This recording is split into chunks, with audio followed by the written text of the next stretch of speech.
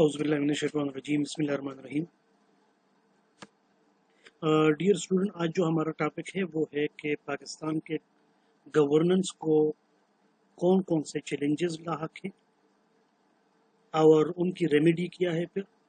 और इससे पहले हम ये जानना चाहते हैं कि गवर्नेंस क्या चीज़ है। जब आप गवर्नेंस को समझेंगे तब आप समझेंगे कि इस मुल्क के गवर्नेंस को चैलेंजेस पर कौन कौन से हैं और इन चैलेंजेस से निपटने के लिए इनकी रेमेडी क्या क्या होनी चाहिए। तो पहले तो आप गवर्नेंस की डिफिनीशन ज़रा समझ लें कि गवर्नेंस की डिफिनीशन क्या है। दरअसल गवर्नेंस जो है वो बहुत पहले ज़माने से जो है चला आ रहा है। ये कोई नया टर्म नहीं है, बल्कि इसका मतलब है कि आप जो पॉलिसियाँ जो डिसीजन कर रहे हैं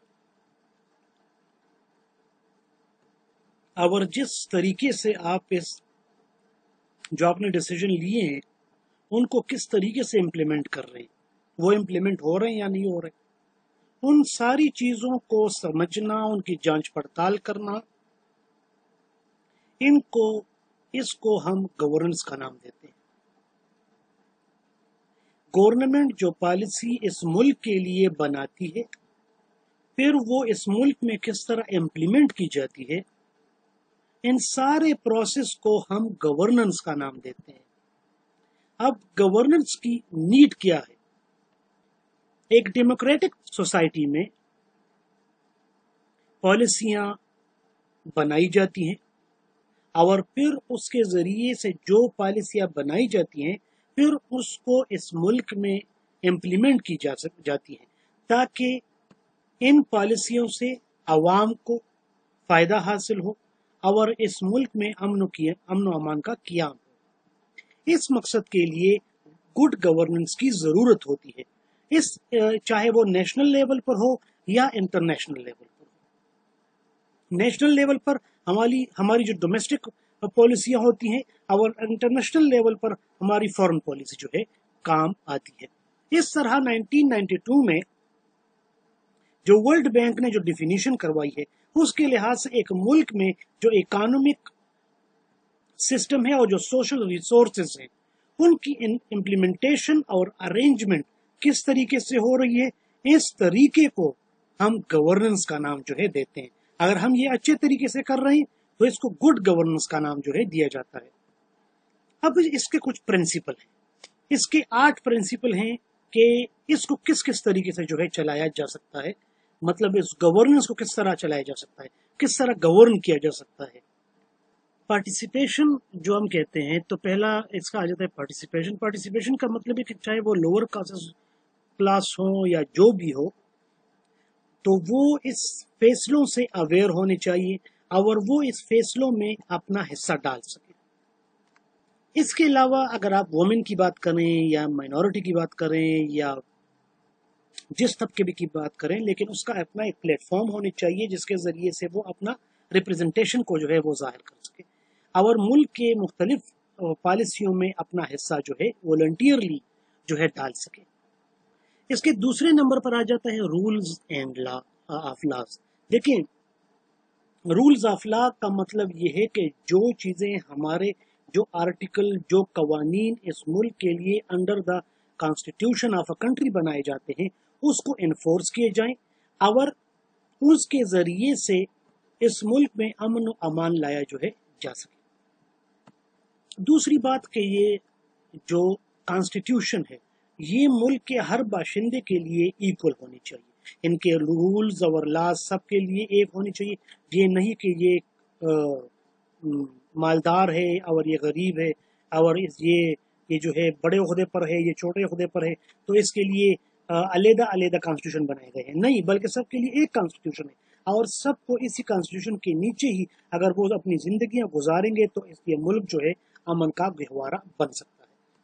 दूसरी तरफ अगर इसमें देखें तो ह्यूमन राइट के लिए काम किया जा सके और इसको मजीद प्रमोट किया जा सके ताकि मुल्क में रहने वाले जितने भी सिटीजन्स हैं वो अपनी जिंदगी को आराम और सुकून से with in the rules and law जो है गुजार सके। दूसरा है कंसेंसस ओरिएंटेड। कंसेंसस ओरिएंटेड कहते हैं مطلب اس کا صرف یہ ہے کہ گورنمنٹ جو پالیسیاں جو ڈیسیژن لے رہی ہیں تو اس کے ذریعے سے ہر ایک کے مسائل تو حل کرنا ممکن نہیں ہے، لیکن کامن مسائل جو ہیں جو ہر ایک کے ہیں تو ان کامن مسائل کو اجاگر کیا جائے، اور گورنمنٹ کی یہ پالیسی ہے کہ وہ اس مسائل کو حل کرے۔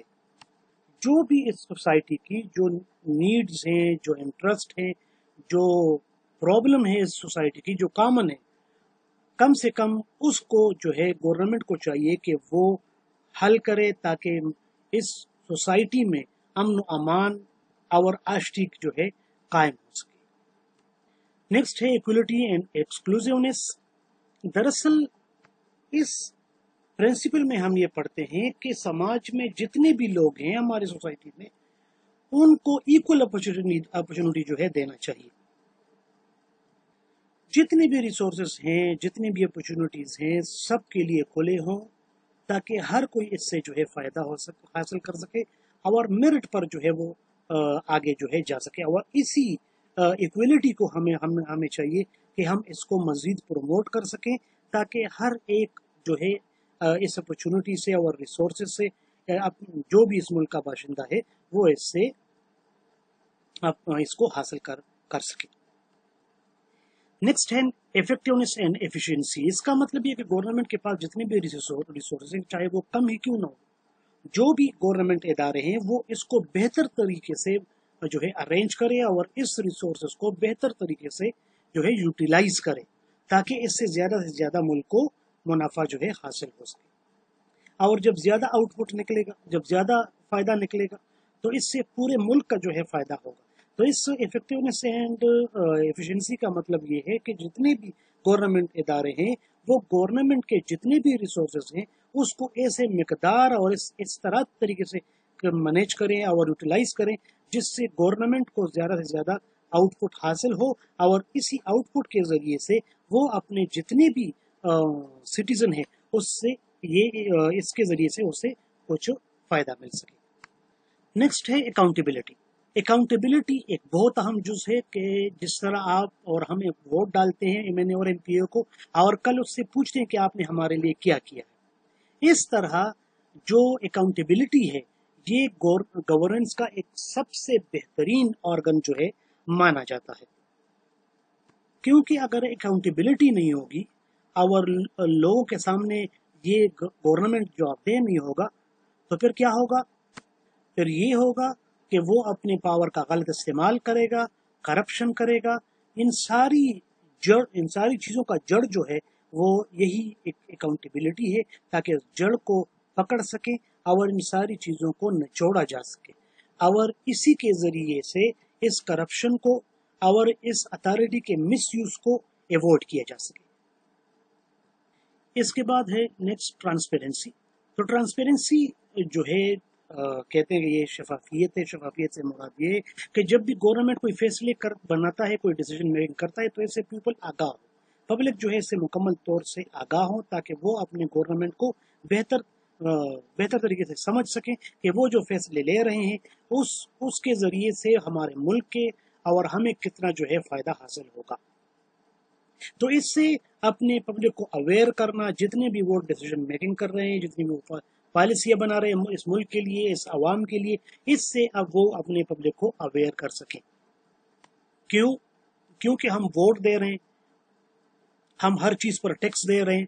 ہم جب ٹیکس دے رہے ہیں، اور پہلی بات تو یہ کہ جب ہم ووٹ دیتے ہیں اور یہ ایم این اے پی اے بنتے ہیں، دوسری بات یہ کہ ہم ٹیکسز دیتے ہیں اور اسی ٹیکسز کے ذریعے یہ ملک چلتا ہے، تو ہمارا حق ہوتا ہے کہ ہم اس چیزوں کے، اس کی پالیسی کے بارے میں، اس کے ڈیسیژن میکنگ کے بارے میں ہمارے پاس جو ہے اس کے معلومات ہوں، تاکہ ہم اپنے گورنمنٹ کی پالیسی کو بہتر انداز سے سمجھ سکیں۔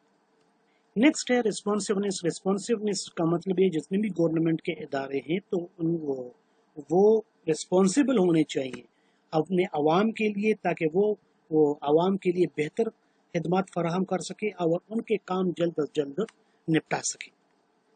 اب جب وہ بہتر سروس پرووائڈ کریں گے، گھنٹوں کام منٹوں میں کریں گے، تو اس سے سروس تیز ہوگی اور لوگوں کو فائدہ بھی پہنچے گا اور لوگ جو ہے ریلیکس ہوں گے۔ اور لوگوں کے کام جلد از جلد جو ہے نمٹنے شروع ہو جائیں گے۔ تو یہ 8 پرنسپل تھے جس کے ذریعے سے آپ گڈ گورننس کو جو ہے کسی بھی ملک میں جو ہے امپلیمنٹ کیا جا سکتا ہے۔ اگر یہ 8 پرنسپل کو ہم کسی ملک میں بھی جو ہے امپلیمنٹ کریں تو اس سے ملک کو بہت زیادہ فائدہ ہو سکتا ہے، اور ملک جو ہے ان کی اکانومک پوزیشن اور اتنے سارے جتنے بھی ریسورسز ہیں اور جتنی بھی گورنمنٹ اور نان گورنمنٹل انسٹیٹیوشن ہیں، تو اس کے ذریعے سے وہ بہتر طریقے سے اس کی ارینجمنٹ ہو سکتی ہے اور اس سے بھرپور کام لے کر عوام کو بہترین اور آسائش بری زندگی جو ہے پرووائڈ کی جا سکتی ہے۔ اب آتے ہیں چیلنجز کی طرف کہ گڈ گورننس کے لیے ہر ملک میں، پاکستان میں یا ہر ملک میں کون کون سے چیلنجز جو ہیں وہ سامنے آتے ہیں۔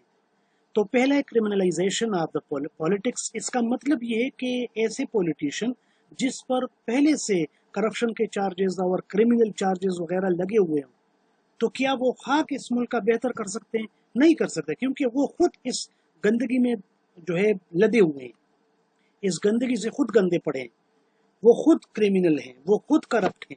تو وہ کس طرح چاہیں گے کہ اس ملک میں جو ہے رولز اینڈ لا ہو، آئین کی بالادستی ہو، اور یہ ملک جو ہے بہتر طریقے سے چل سکے۔ اگر ملک بہتر طریقے سے چلے گا تو اس کا وہ کرپشن ختم ہو جائے گا، اور اس کے ساتھ ساتھ جتنی بھی اس کی کرمنل ایکٹیویٹیز ہیں وہ بھی ختم ہو جائے۔ کرمنل ایکٹیویٹیز میں صرف مرڈر وغیرہ نہیں آتا، اس میں سارے نشاور ادویات یا اسلحہ، ناجائز اسلحہ، جتنی بھی چیزیں ہیں یہ سارے آتے ہیں، جس کے ذریعے سے وہ اپنی حرام کی کمائی جو ہے کماتے ہیں۔ تو اس بنا پر وہ خود کرمنل ایکٹیویٹیز میں جو ہے شامل ہوتے ہیں، انوالو ہوتے ہیں۔ تو وہ کس طرح اس ملک کے گورننس کو جو ہے بہتر کرنے کی کوشش کریں گے۔ پہلا ریزن تو یہ۔ دوسرے نمبر پر آتا ہے کرپشن۔ اس میں تو کوئی دوسری رائے ہے نہیں کہ اگر ہمارے پولیٹیشین یا ہمارا پولیس یا ہمارے جتنے بھی گورنمنٹ ادارے ہیں، اگر وہ یا پرائیویٹ ادارے ہیں یا گورنمنٹ ادارے ہیں، اگر وہ خود کرپٹ ہوں گے تو وہ کس طرح اس ملک کے لیے بہتر کام کر سکیں گے؟ وہ انفرادی سوچیں گے نہ کہ اجتماعی سوچیں گے، اور اسی انفرادیت کی وجہ سے گڈ گورننس کی راہ میں کافی رکاوٹیں سامنے جو ہے آئیں گی، جس کی وجہ سے عوام کو کافی جو ہے دقت کا سامنا ہوگا اور ملک ایک سیدھی راہ پر نہیں چل سکے گا۔ تو اس لیے پہلے یہ دو، کرمنلائزیشن اور کرپشن، جو کہ اس کی ریڑھ کی ہڈی جو ہے مانی جاتی ہے۔ اس کے بعد ہے جینڈر ڈسپیرٹی۔ جینڈر ڈسپیرٹی یہ نام سے ظاہر ہے کہ جینڈر کہتے ہیں کہ میل فیمیل جتنے بھی ہیں، جتنے بھی میل فیمیل، تو اس میں کیا ہوتا ہے کہ اس میں فرق کو ڈسپیرٹی کا نام جو ہے دیا جاتا ہے۔ تو اگر ملک میں جینڈر ڈسپیرٹی ہو، فیمیل کو الگ طریقے سے دیکھنا اور میل کو اس کو الگ طریقے سے دیکھنا، اس کو زیادہ مواقع فراہم کرنا اور عورتوں کو زیادہ مواقع فراہم نہ کرنا، تو یہ بھی جو ہے ملک کو بیکورڈ کی طرف لے جا سکتا ہے، نہ کہ اس میں ڈیولپمنٹ آ سکتی ہے۔ جس طرح قائد اعظم رحمۃ اللہ علیہ کی جو بہن تھی وہ فاطمہ جناح، وہ ان کے شانہ بشانہ جو ہے کام کرتی تھی۔ تو اس میں ہم یہ پڑھتے ہیں کہ عورتوں کو بھی جو ہے موقع دینا چاہیے تاکہ وہ اس ملک کے بہتری کے لیے اپنا حصہ جو ہے ڈال سکے، نہ کہ ہم اس کو ایک سائڈ پر کریں اور صرف میل کو جو ہے آگے لے آئیں۔ ڈی سینٹرلائزیشن اور سینٹرلائزیشن آف ایڈمنسٹریشن سسٹم۔